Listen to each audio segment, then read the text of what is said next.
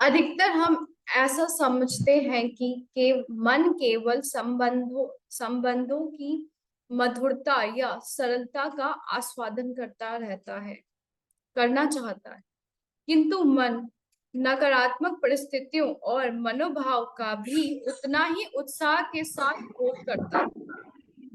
यह सकारात्मक तथा नकारात्मक परिस्थितियां विभिन्न प्रकार की शक्तिशाली भावनाएं उत्पन्न करती हैं और मन इन दोनों का समान रूप से आस्वादन करता है।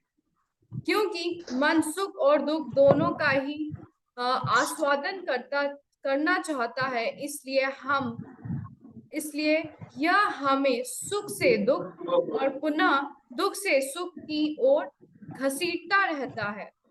यदि हम ऐसा सोचते हैं कि हम केवल सकारात्मक भावनाओं पर ही अपना ध्यान केंद्रित करेंगे तो हम स्वयं को धोखा दे रहे हैं। यह संसार सापेक्ष सापेक्षता के आधार पर क्रियाशील है। यदि कोई विषय वस्तु सकारात्मक भावों का सृजन करती है तो उसी प्रतिक्षण नकारात्मक भाव के रूप में भी अवश्य विद्यमान होता है। जैसे कि शत्रु के बिना मित्र होने का कोई भी अर्थ नहीं है।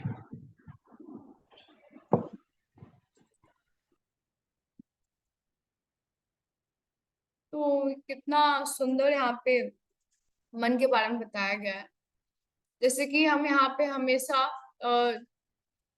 दो फेस सबका ही देखते हैं ना, सुख है तो दुख है ना। कहीं जैसे कि शत्रु है तो मित्र है ना, कहीं छांव है तो कहीं धूप है ना। तो हम प्लस माइनस हर चीज का देखते हैं, प्लस माइनस हमें ये डुअलिटी हर जगह देखने को मिलेगा। तो यहाँ पे मन जो है, हमें ऐसा लगता है कि हम केवल सुख को ही अनुभव करना चाहते हैं, लेकिन यहाँ पे मतलब कि यहाँ पे क्या बताया जा रहा है, सुख के साथ साथ मन तो हमें दुख में भी उतना ही घुमाता है। ये सुख का आनंद तो सबको होता है, लेकिन दुख में भी मन हमें क्या करता है, उसी दुख वाले सिचुएशन में मन हमें घुमाता रहेगा, घुमाता रहेगा, घुमाता रहेगा, कभी पास्ट में ले जाके, कभी फ्यूचर में ले जाके। तो ऐसे मन हमें सुख से दुख और दुख से सुख की ओर घसीटता रहता है। लेकिन हमें कैसा बनना है ना, हमें धीर व्यक्ति बनना है।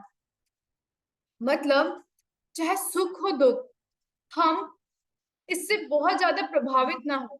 ऐसा कब होता है, जब हम बहुत अच्छे से भक्ति करते हैं तो हमें इतनी स्ट्रेंथ मिल जाती है कि सुख आने पे हम भगवान को धन्यवाद देते हैं और दुख आने पे भी हम भगवान को ही धन्यवाद देते हैं कि ओ कृष्णा, आपने मेरे दुख को कितना कम करके मेरे तक पहुंचाया है ना।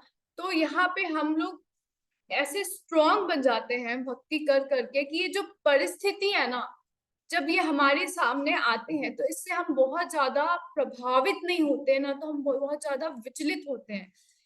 जैसे कि सुख आता है तो हम भगवान को नहीं भूल जाते हैं, और दुख आता है तो हम दुख में खो नहीं जाते हैं कि अरे क्या हो गया, इतना बड़ा फाइनेंशियल लॉस हो गया, हम डिप्रेशन में चले गए। भक्तों के साथ ऐसा नहीं होता है, भक्तों के पास बहुत स्ट्रेंथ आ जाती है भक्ति करते करते।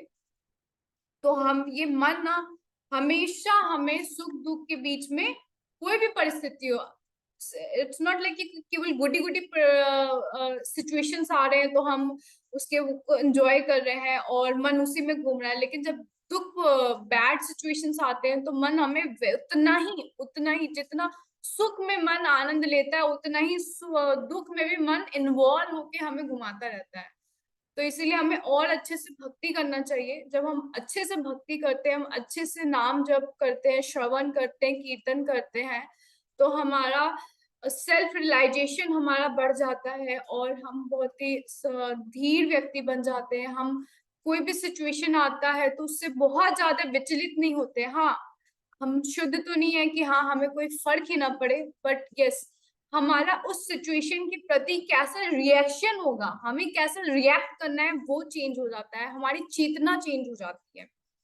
तो ऐसा तो नहीं है भक्ति करेंगे तो कभी दुख ही नहीं आएगा, जैसे सुख आ रहा है वैसे आपके कर्मों के अनुसार दुख भी आएगा। हाँ, लेकिन आप इन सिचुएशन के प्रति जैसा रिएक्ट करेंगे वो बदल जाएगा, आपका रिएक्शन बदल जाएगा, आपका चेतना का परिवर्तन हो जाता है। इसलिए हम लोग बहुत ही धीर हो जाते हैं, सुख दुख में एक समान फील करते हैं ना। For everything we give credit to Krishna, क्योंकि भगवान ही सर्व कार्य के करता है। तो यही मैं स्टॉप करती हूँ। आपका कोई प्रश्न?